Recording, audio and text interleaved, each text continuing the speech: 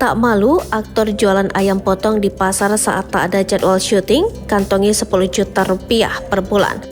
Populer sebagai seorang selebriti, aktor ini tak mau berjualan di pasar. Sadar dunia hiburan tak selamanya menjanjikan, aktor ini mencoba untuk membangun bisnis baru.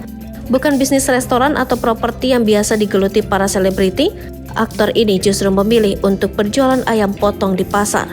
Aktor bernama Krisen ini memilih berjualan ayam potong ketika tidak ada jadwal syuting. Kendati dirinya merupakan seorang aktor di Taiwan, Krisen tidak mau untuk berjualan ayam potong di pasar. Potretnya saat berjualan ayam potong pun diunggah di akun Instagram pribadinya. Tak sendirian, Krisen menjalani bisnis ayam potong ini bersama sang kekasih Bella. Krisen menggeluti pekerjaan sampingan ini untuk menambah penghasilan sembari menunggu tawaran syuting.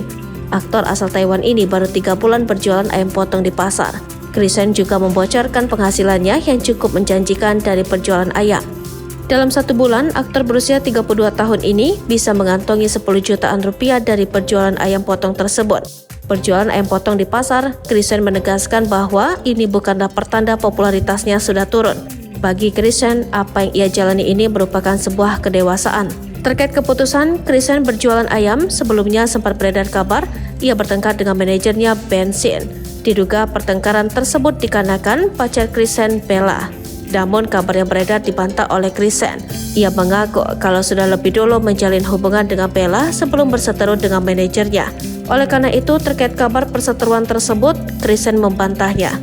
Kris sendiri mengawali karirnya di usia 10 tahun. Namanya semakin dikenal setelah bermain dalam berbagai judul drama remaja seperti Spider Lily's 2007 dan Memory Love 2017. Kendati berjualan ayam potong, Krisen sampai saat ini masih eksis di dunia hiburan.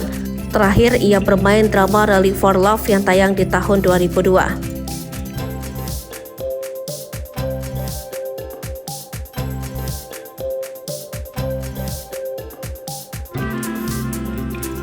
Download Tribun X sekarang, menghadirkan lokal menjadi Indonesia.